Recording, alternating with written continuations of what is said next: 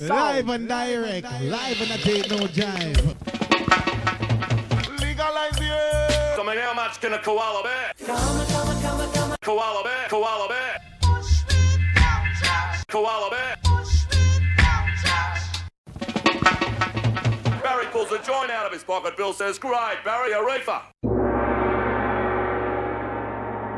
Hi, and welcome back to the Koala Podcast. And today I'm speaking to Joseph Hickey, who has been in the world of hemp for, well, over 35 years, if not more. He's based in Kentucky. Welcome to the show, Joseph. Maybe first, if you give our listeners just a little bit of background of what started you in hemp and what kept you in hemp. I find that in a lot of these conversations, I have to ask people, you know, with all the, as we just said in the preamble, with all the chaos going on, what keeps you in cannabis or keeps you in hemp when sometimes you just want to throw your hands in the air and just say, you know, maybe I'll just watch TV or read a good book? Well, let's see, I started in 93. So after 33 years, it's kind of hard just to throw your hands up and say, I quit. Well, that is true. That is true. And, you know, everybody has their own story of how they kind of got into it. And mine is kind of crazy, kind of not funny because it was kind of, well, I was working down in Central America in Belize, building roads and bridges down there. And we had these government contracts, and they called a snap elections, and the opposition won. And so they jerked all of our contracts. And so I came back to the United States and left about $2 million worth of equipment in the jungle because when I went back down, it had all been scavenged. But anyway, I came back to the United States wondering what I was going to do because, you know, basically I was like, you know, my life's over. Everything I'd worked for was It's all gone in one quick move. Overnight. My dad was an antique dealer, and he had left when he passed away. I had some of his stuff, and I've got 3 books, and they're about, you know, they're the size of a newspaper, you know, and what they were is newspapers from back in the 40s. And they didn't have computers back then. So the way they preserved their newspapers, each month they would put a month's worth and bound them up to a book form. So I'm reading through, you know, the 1942s, you know, Lindbergh was flying across New York, Chicago, Atlanta. It was kind of funny because he ended up down in Belize. And I didn't know that. I didn't either. And I mean, I'm blown away, you know. So I used to go when I was in the city, in Belize City, I would go to a place to have beers called Lindy's Landing. Never even thought about Yeah, why they exactly. called it. And so now I'm like, well, hell, I was down there, you know. That makes sense. And it's just a grass strip still. I mean, I don't think planes land there anymore, but you can tell, you know, and I never even really thought about that. But anyway, so I'm reading along with all this history and everything else. And then I flip the page and it says F.G. Clay resigns from the Kentucky Hemp Growers Co-op at the behest of Roosevelt to run the Hemp for Victory program for the United States. And I knew, I knew about hemp, and I knew about, you know, a lot of the stuff that because of Jack Hare's book, The Emperor Wears No Clothes. So so now I'm thinking, dang, this brings it back to Kentucky. And so that was how, you know, that was like my toe in the water. And at that time, I would presume you didn't know at that time, but was anybody growing any hemp in Kentucky when you? No, none at all. No. Hemp and marijuana were synonymous back then. Yeah. If you said, "Hey, let's go smoke some hemp," you know, as a kind of a joke, and you know, people knew what you were talking about. Yeah. You know, I was like, well, you know, we had these guys growing hemp, and I knew that Kentucky had grown hemp, but the history was pretty much lost. I got looking into it and started collecting information. I called around the world. I talked to Monsieur Matou, who was the head of the chanvre program in France, and he turned me on to Ian Lowe in England that was petitioning the government to allow hemp to be grown there. He put me in contact with Joe Strobel and Jeff Kime in Canada that were doing the same thing. And so now I'm collecting all this information. I found out my grandfather grew hemp during the war effort. And I just started talking to all these old farmers that grew hemp. As you say, hearing it's all- a totally hidden history, which is, and yeah, no, considering it's how got, ubiquitous it was during that period in order to support the war effort, it's amazing how somebody managed. Well, culture managed to hide it. You would have thought it was almost impossible, but it happened, didn't it? yeah. I mean, it was the ghost in the shadows that nobody there. Like I said, the old farmers remembered it. We talked to some of these old farmers, and they were excited to talk about it because nobody had ever talked to them about it before. One day, and I never listen to the radio. I don't just sit around and listen to radio, but for some reason, I turned the radio on, and as soon as I turned it on, it said, Governor Burton Jones is having open door at 4. And anybody that wants to talk to the governor, if they have an issue that they want to talk to the governor about, come in and talk to him. And then I looked at my wife and I said, let's go talk to him about hemp. And she said, you're crazy. And I went, no, come on. What sense having all this information? Because I'd been collecting for a year by then. I had all the EU rules and regulations. I had all these old pictures. I had a lot of the old equipment that I'd found. I mean, I had all kinds of information. It was amazing. Just if you didn't have to look very far, it was just It was there, but it's not it was there. in knowledge. Yeah. I went into one place, Sean, that it was an old mill, grain mill. They had 4 different legal cabinets. The four Filing drawer. cabinet, yeah. I remember those, yes. And the guy told me, so we used to process hemp, and he said, I got these file cabinets back in the room, so we go back in his dusty old room and start looking through. Here's all of this information, all these farmers, how much they grew, what county they were in, and then there was the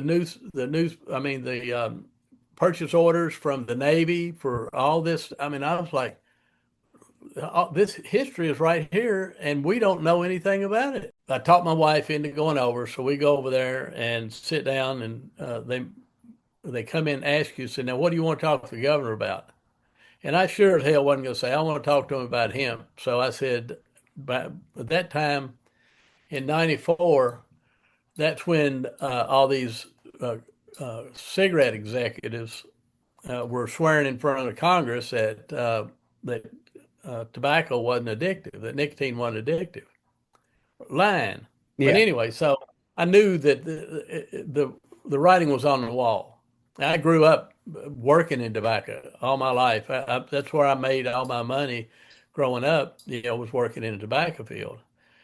Got my first car working in the tobacco field. But anyway, so go in there and I tell them, I want to talk to the governor about, the farmers are going to be losing their hemp crop, and they're going to need some help. So I want to talk to them about, the farmers losing their tobacco crops. So go in there and sit down with the governor, and I just started talking. I told him, I said, look, this is what's happening in Europe. This is what's happening in England. This is getting ready to happen in Canada. And Governor, you and your wife are living on one of the largest hemp farms in central Kentucky. And he just kind of looked at me. He knew it too. He knew that I knew that he was, that he knew it. And he just kind of looked at me, and so I just kept going on until I laid all this stuff out. Showed him all the old pictures, all the rules and regulations in Europe. Clinton had even signed an executive order list that had listed hemp as a critical material. I laid all that out. Here's one thing that really got him, is I found an old piece of equipment that was a comb. a hemp comb. Underneath of it, there was still a bunch of old hemp fiber. So I collected a bunch of it, took a hammer and beat it into a pulp and made paper out of it. And so and it was like you've seen Bible paper, Yeah, the old. I've yeah, been to it'll enough. rattle. I've been to enough hippie shops in Australia and around the world. I spent a lot of time in India, so I know exactly what sort of paper you're talking Yeah, about. so it rattles, So Yeah. anyway, so I had that, and I asked the governor. I said, "Do you have a piece of paper?" And he was like, "Yeah," So he gives it to me, and I put, and I didn't have a big piece. It was maybe a 4 by 4, and I laid it on there and just tore off maybe an inch by 2 inches of uh, sitting on top of each other. And I took it. I said, "You got a match?" And he said, "Yeah." So he was like, "What is this guy going to do?" And people smoked back then, so he had a ashtray there, and so I lit it and held it and burned it, and then dropped it down in there, and it left this black residue from the paper, and then I lit the hemp paper, and it just went poof and left just a little tiny gray thing right there on the thing, and he looked at it like, wow, and it really didn't mean anything at all, but I mean, he was like, well, he said, well, Joe, if you were governor, he said, what would you do with all this information? And I said, well, Governor, if it was me, I would form a task force to look at what I'm telling you is true, whether it's true or not. And he looked at me, Sean, he said, Joe, he said, I don't have any doubt what you're telling me is true. And I said, well, Governor, it's not so much about that. It's more about if you form a task force, then it's not just you saying it, you've got a task force that's behind it. And he looked at me, he said, Joe, he said, I think you're exactly right. And he looked over it, and I still remember the guy's name, Jim Claypool. He looked over at Jim, and he said, Jim, he said, I want you to work with Joe. And he said, let's do this. So that's what really kicked the hemp industry off in the United States, because now we had a task force looking into it, and we got all kinds of press. And the task force ended up being a bust because the guy that was the head of the task force did not want to have anything to do with it. The governor appointed him, and he just like he didn't want to have anything to do with it. But that was good because it created controversy, and then that was in '94, and then later on that year, because we'd gotten so much press that a buddy of mine knew Woody Harrelson, the actor, and so he had told Woody about me, and so he brought Woody in, brought him to Kentucky, and uh, he came in. We hung out that day, and then he called his wife that night and said, "I want you to come in and meet Joe and his family." So Laura and Denny was like a year old then. I think she's 34 now, and so they came in and stayed. And Woody said, "Look, I want to help out any way I can." And so we reorganized the Kentucky Hemp Growers Co-op, and it was formed in 1942. So we reorganized it and started doing education. Going to Farm Bureau meetings, county fairs, street fairs. Any place we could go and talk to people about hemp. And And and then what was the reaction of people at that time when you talked about hemp? I mean, you everybody, said the old well, timers were interested, but I presume there weren't so many old timers, thinking I can make money out of this anymore. What about the younger lot? Were they well, still? actually, the younger people were the ones that we were trying to educate, because we realized that uh, if you educate the children, that they'll Tell the go parents? ahead and Yeah. educate the parents. So what we did is, and we did a lot of different stuff, but one of the things that we did was we did an essay contest for high school kids in Kentucky, and I think it was like $500 for the first winner, and then 300, and then 200. And but I mean, we got a ton of essays from all over. So we were getting all this education, and then in '96, I decided to organize the first international hemp conference here in Lexington, Kentucky. And to get everybody there, I had Woody I listed Woody as, one Star of the, power, it always works. yeah. And once they saw that, then everybody started signing up, and pretty soon we just had a crowd. There was a method to the madness because the International Hemp Conference was, it served its purpose. What happened is we brought in, I don't know if you remember, what was his name from Australia? He had a equipment. You harvest it in the field, and it rents in the. What was his dang on name? But anyway, so he came up from Australia. Had people from the Ukraine. Had people from Ian Lowe came in. The guys from Canada came. We had people from all over the world, and so we were having a conference on Saturday. So on Friday, we went to the school and took all these international guys and to talk to this sixth grade class about hemp. And I don't know if you've heard of the DARE program, No, I haven't. but what the DARE program was started by law enforcement against hemp or Oh, against dare. marijuana. Sorry, yeah, dare. Yeah. Yeah. So, we did our little show there at the school. And then the DARE teacher heard about it, and she went ballistic and Of course. called the newspaper. Which if I had have known she was going to do that, I would give her $100. Because it just created this More buzz. controversy. Yeah. On Saturday, we were on the front page of the paper, over this controversy, and then so on Saturday we had the conference, and so on Sunday we were on the front page again for the conference. But on Sunday, Woody and I had hatched this scheme. It's strictly all for PR. It was all set up. And we went out and planted, Woody planted 4 hemp seeds, and I called the cops on him and got him arrested. And so on Monday, now we're on the front page again. Again. And my buddy that worked there at the newspaper at the time, he was helping us with stories and stuff. But he said, Joe, he said, there's never been a local story that has been on the front page of the paper 3 days in a row. He said, unless it's a war, or unless it's some kind of something. He said, so that we were just doing this to get the PR. And then in 98, we went to Canada and started the first processing facility in Canada called Kennex. And then we, in all this time from 96 to 2000, we were going from the district court, then the circuit court, then the court of appeals, and then the Supreme Court. So it took, 4 years to get to the Supreme Court. But we were getting PR every time we had to go through the court. And there's a lot of stories. I'll leave a bunch of it out.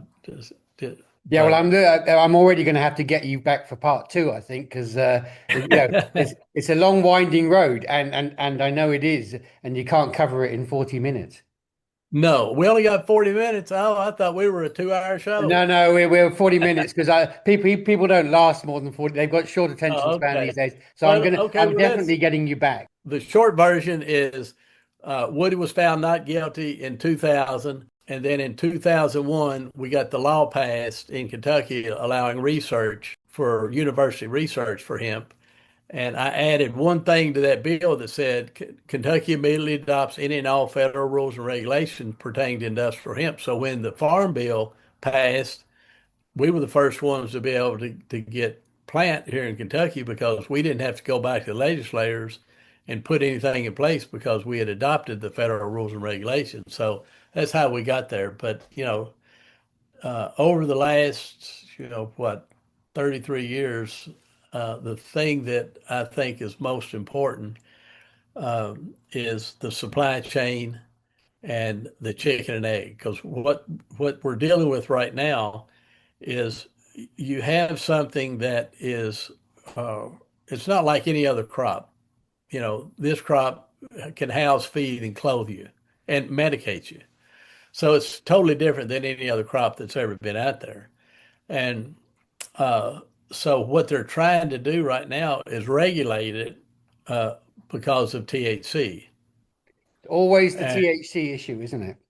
Yeah. So, to me, the biggest thing that's happening right now is they're trying to set the THC limit to point four or 0.04. Yeah, point zero Yeah. four. And in Yeah. Europe, it's 0.03, isn't it, or something, I think. I don't know, but I mean, well, it's 0.3 for industrial hemp. But if you're putting it in something, then it's four. I don't know. It's 0.04, and it doesn't make any sense. Yeah, it's It's going to negligible. kill. Yeah. And what's happening is you've got the alcohol companies and the marijuana companies that don't want the farmers that are growing hemp for CBD. They want to get rid of them because what happened is if you're growing CBD, you still have a level of THC in there, and if you take some hemp, if you take enough of it, you can get a buzz. So they don't want the competition. So they're the ones that are pushing this legislation to basically kill the not the industrial hemp, but the cannabinoid hemp farmers.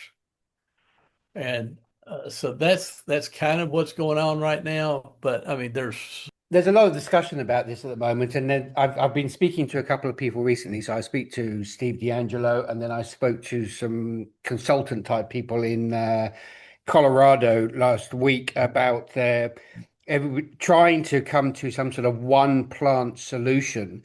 Do you think that's a reality with the economics of alcohol and cannabis companies at the moment, or do you think that they're just not going to move in that direction?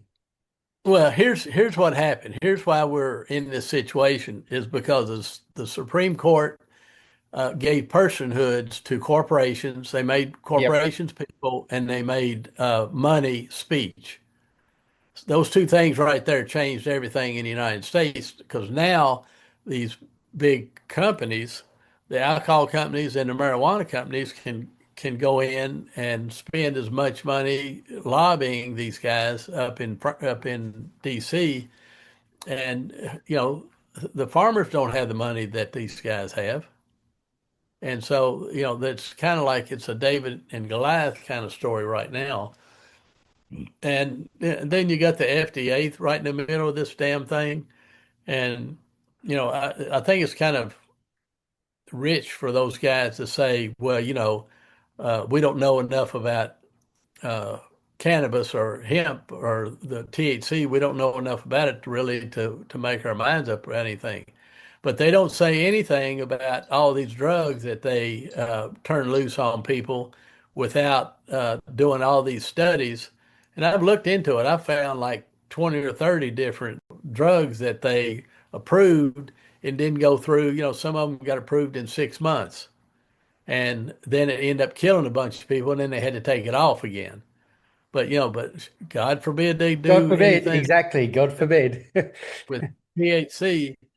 So I mean, it's just what we're dealing with right now, Sean, is this. We're going back to the 1940s and or late 1937s to up into the 40s with this reefer madness No, mentality. I'm totally with you, and I'm really glad you're saying that because a lot of people just brush that conversation under the No, carpet. And this no. this this administration, you can tell from November, the little messages and messaging we immediately started coming out. They literally week one, it felt like to me, if you're watching what people are saying, and you're obviously you read between the lines like I do, and for people like I find it blindingly obvious, but other people seem to be completely blind to the fact that that's what's happening.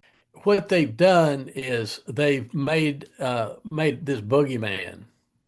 And if you can frighten people and make them think that this is the demon, this is so bad for you. Yet tobacco, FDA allows tobacco to be killing. Tobacco kills more people in the United States than fentanyl does, Yep. and they're all up in arms about all these drug kingpins bringing in fentanyl in here. It's only killing, I forget what it is. I think it's 50,000 people, or I don't know what it is, but it's nothing like the 500,000 people that are dying every year from tobacco. But or alcohol with yeah, with alcohol. similar that they don't even bother identifying. At least with tobacco, you can identify it's killing people. With alcohol, Exactly. that's a hidden history per your hidden hemp history when we It's started this conversation. it's absolutely just so. Well, I don't want to get cussing on here, but it is. You It can makes me get want. cussy on here because yeah, I've got an English accent, but I'm Australian, so the F word is it's standard language. I mean, I just get it wears me out because you take something that can house, feed, and clothe you and medicate you, and you can say, "Oh, we don't want it." We don't know enough about it. And we Not don't enough want to put study. money into learning more about it because it might take our money away from other things that we make far too much money far too easily on. Well, I think what would change that, Sean, is, and I hear rumblings about it that the pharmaceutical companies are now going more towards botanicals. And, as they do that, I think it's going to be like any industry. Everybody's going to consolidate. Same thing happened with tobacco here in the United States back in 1890. Trying to think who it was, but it was one of the early tobacco guys. In the 1890s, you had like three or four hundred brands, local brands. Each state had, Red Man, Plug, Bull Durham, Mule. They had Plug Tobacco. They had all this, And and he it came was in. all small farmers as well, and it wasn't Yeah, consolidated into big industrial no, farming processes. no. But what they did, they went in and bought all of these small companies, and when they did, then they went back to the farmers that were getting, I don't know, 20 cents a pound for it or whatever, and they go, no, we're only going to give you 15 cents a pound. Yep, yep. And there was nothing they could do because they didn't have anybody else to sell it to. And so that's how they took control of the thing. And that's basically what's happening right now is all these big marijuana companies are buying out all of these other companies and basically consolidating everything. And what's going to happen is they'll consolidate everything at some point, and then we'll all be everything will be Run by Budweiser. them. Well, that's a lot. We haven't got long to go, and I'm definitely going to get you back, and we're going to talk about international and what's happening and how to change things. But that's exactly what I'm trying to do at the moment. Is I've got a conference that I'm putting on in South Africa, which is all about policy and legislation for people rather than capital. And every time I have a conversation with anybody at the moment, without it being said straight up, but this is the conversation: capital rules over people, and legislators follow that. And a lot of international legislation just copies US legislation without understanding the US political system. And so I'm really interested in Yep. talking to you about this and how you, as a North American and somebody from a state with a hemp culture basically, and an industrial hemp culture, which really interests me, is how do we tell people around the world not all Americans are like this, and we do think differently, and we need to work together to create an international trading system that excludes those people, because there is, as you said earlier in the show, there is this hemp culture all around the world that Right. it may be small, but it operates and it works, and it has been since the 1970s.